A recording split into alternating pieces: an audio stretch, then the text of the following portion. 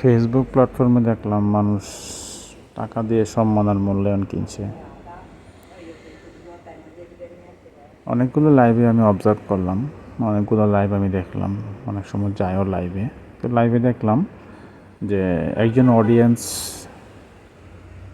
নতুন অডিয়েন্স বা নন star sender, সে 1 ঘন্টা যাবৎ কমেন্টসে আছে, তার কমেন্টসগুলো পড়ছেও না, দেখছেও না, এতটা মূল্যায়নও করছে না।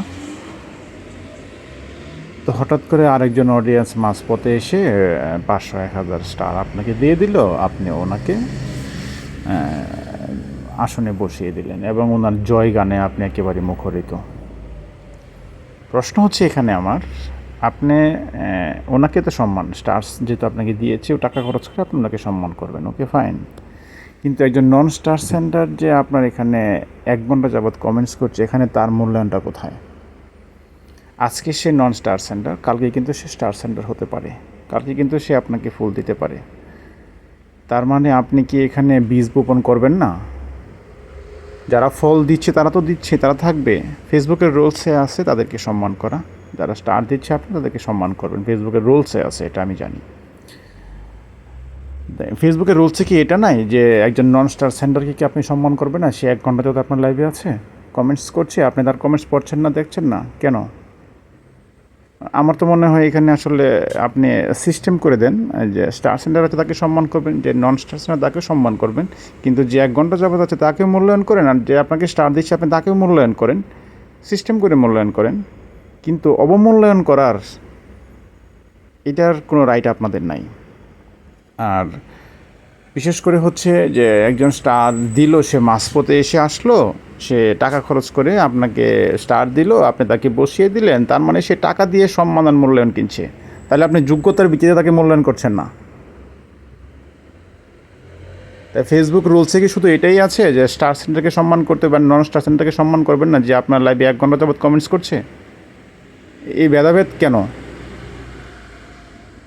এটা আসলে হয়তো আমার আজকের এই ভিডিওটা আর আমার কথা শুনে হয়তো অনেকে মন খারাপ হতে পারে, কিন্তু আসলে আমি যেটা বাস্তব উপলব্ধি করতে পারলাম এটাই আমি করলাম। আসলে অবমূল্যায়ন করার কোনো সুযোগ নাই। আপনি আর সম্মান আর মূল্যায়ন আপনি টাকা দিয়ে কিনবেন, তাহলে এটা ক্ষণিকের জন্য। আপনি চেষ্টা করবেন যে আপনার সম্মান যাতে সবসময় অক্ষুণ্ণ থাকে। এখানে টাকা ছাড়া সম্মান আনতে হবে, আপনাকে উপার্জন করতে হবে, টাকা ছাড়া সম্মান উপার্জন করতে হবে। টাকা দিয়ে যদি সম্মান উপার্জন করেন আর মূল্যায়ন কিনেন টাকা দিয়ে, তাহলে তো এটা মানে হলো না। এটা কিভাবে হয়? এটা আসলে আমি ডাউট, আমি বুঝতেছি না আসলে মানুষ কি টাকা দিয়ে আমি আমার সম্মান আর মূল্যায়ন কিনবো? আর একজন মানুষ যে নন স্টার, নতুন লোক, নন স্টার সেন্টার, সে 1 ঘন্টা যাবৎ কমেন্টস করছে, তার কমেন্টস পড়ছেন না, দেখছেন না, এটা কেন? আর অনেকেই ফেসবুকে ভিডিও দেন যে নতুনদের পাশে থাকেন, পাশে থাকেন। আসলে পাশে কোথায়? আমি তো দেখছি যে আপনাকে টাকা খরচ করে স্টার দিচ্ছে, আপনি তাকেই মূল্যায়ন করছেন, আর যে নতুন একজন নন স্টার সেন্টার তাকে মূল্যায়ন করছেন না। এখানে তো বিশাল ব্যবধান, বিশাল ভেদাভেদ। আপনি বীজ রোপণ করেন, সে ভবিষ্যতে আপনাকে দিতে পারে এবং দিবে, এটাই বাস্তব। কারণ ফেসবুকে আপনি যখন কাজ করবেন তখন আপনিও স্টার সেন্টার হতে পারেন। তো আপনি স্টার সেন্টার হলে আপনিও তো একসময় আপনাকে স্টার দিতে পারে সে। এখানে তো অবমূল্যায়ন করার কিছু নাই। আর ছোটো ছোটো স্টার সেন্টার আছে, তাদেরকে অবমূল্যায়ন করা হচ্ছে, এটা আসলে কেন? যাই হোক, পরিশেষে আমার মেসেজটা হয়তো আপনাদের কাছে খারাপ লাগতে পারে, কিন্তু আসলে এটাই বাস্তব। আর বিশেষ করে আপনি যেখানে মূল্যায়ন পাবেন না, আপনার সেখানে যাওয়া উচিত না। যেখানে মূল্যায়ন করবে আপনি সেখানে যাওয়া উচিত। আর যেখানে টাকা দিয়ে মূল্যায়ন করা হয় সেখানে আমার মনে হয় যাওয়া উচিত না। কারণ যেখানে টাকা দিয়ে মূল্যায়ন কিনতে হবে, সম্মান কিনতে হবে, সেখানে আমি যাব না। যারা আমাকে যোগ্য মনে করে, আমাকে সম্মান করবে, মূল্যায়ন করবে, আমি ওইখানেই যাব। এটা হচ্ছে আমার অ্যাক্টিভিটি। আর বিশেষ করে আমি আসলে যদি আমার এই মেসেজটা শুনে কেউ মন খারাপ হয়ে থাকে, I am extremely sorry for that.